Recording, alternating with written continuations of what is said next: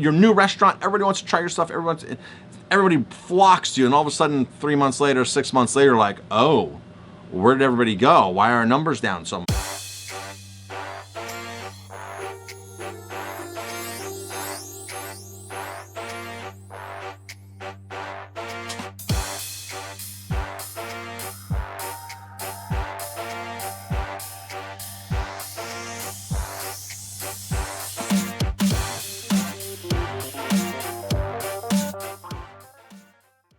Hello, Chef Marcus Guiliano here, and I'm your chef on a mission. Today's mission is business.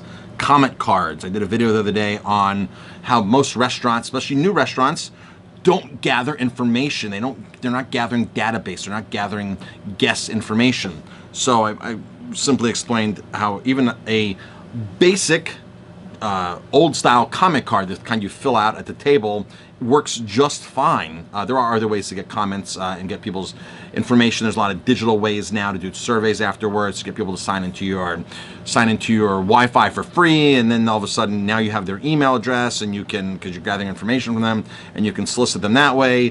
There's scannable QR codes that then take them to a survey. You can have a sign on your menu, text 8600, do a texting service, text 8600 for whatever, for a free offer for your next time you're here, things like that.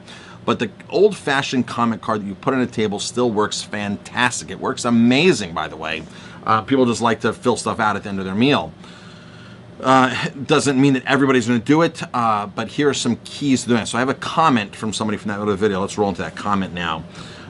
Do the comment cards have to have a legal disclaimer about reaching out to them in marketing campaigns? Do you have an example of comment cards? So yes, you should put something on there. This is what I do. I say, would you like to win free food? We give a gift card away once a month, 25 bucks. If you'd like to win free food, sign up for our email. Sign up for our email database, sign up for our email blast, our email newsletter, right? So now they know they're signing up for an email blast, an email newsletter. They might win something, and you give all their information. On the back side of that comment card, now we print these comment cards ourselves, so it's very easy.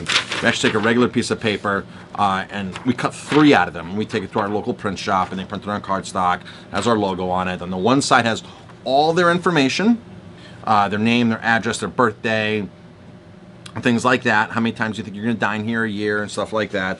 On the back side, we flip it over on the back side, it says, what'd you like the most? What can we improve upon? What are some of your general likes? Do you like vegan food? Do you like steaks? Do you like beer? Are you a craft beer fan? Do you like wine? Do you like to go hiking? Do you like the theater next door? Other things that are in the area that might bring them in. So now I can collect and put tags on their information when I put it into what I use, Active Campaign. I'm not sure if other databases, email management companies have that, but Active Campaign has tags, and I can tag them. So on that back side, I say, very specific about this, tell us what you liked, tell us what you didn't like. May I use your name for your comments and your name for marketing purposes in the future, for our marketing in the future? A lot of people say, no, I don't mind. No, I don't mind. They check that box off, so now I have it there legally where I can say, best burger I've ever had. The smoked wings were amazing. We drive an hour for your food. John Smith, and I can put that name in there and the date that they came in. And then I have all their tags there, hopefully. Now, sometimes the guests will say, no, do not. I know I mind if you use my name, so you cannot use that comment at all. But on the other side, they still know that they've signed up for your email because they're going to maybe win a gift card at the end of the month, or they're going to start getting a news blast, right? So, but you want to have some kind of hook on there. You don't want to just say, sign up for my emails and we're going to bombard you and make you pissed off at us and send you these emails, you're not going to open it. You want to have some kind of hook, some kind of lead in there. Now, it's 6 times easier to get a guest in a restaurant the second time than the first time. So now that you have their email information, you have their mailing address, now you can send them a handwritten postcard, you can send them an offer, you can email them an offer, you can email them a welcome intro to your restaurant, to your business. There's a lot of things that you can actually do to bring that guest back in. And that's what I said, a lot of restaurants are missing that. They're getting a guest in for the first time. And I think I might have said in this video that, we opened a restaurant in Colorado years ago. Our first month, we were like, yeah, we're going to make like $1.5 million a year here. We're going to gross. And at the end of the year, it was $800,000, like $880,000, because everybody comes in to see you at first. Your new restaurant, everybody wants to try your stuff. Everybody flocks to you, and all of a sudden, 3 months later, 6 months later, like, oh, where did everybody go? Why are our numbers down so much? Very rarely do you get a restaurant that just goes up, up, up, and up, and up, and up from day one. I have known some friends who have actually turned a profit from month one and have never looked back. But that is an unlikely situation in a lot of restaurants. So you want to go when you open the doors, even before you open the doors, you want to have 1,000 people in your database. So you do your grand opening party and you're doing your offers in the beginning, and you want to communicate with people when you're opening, you can blast things out and give people offers to come in.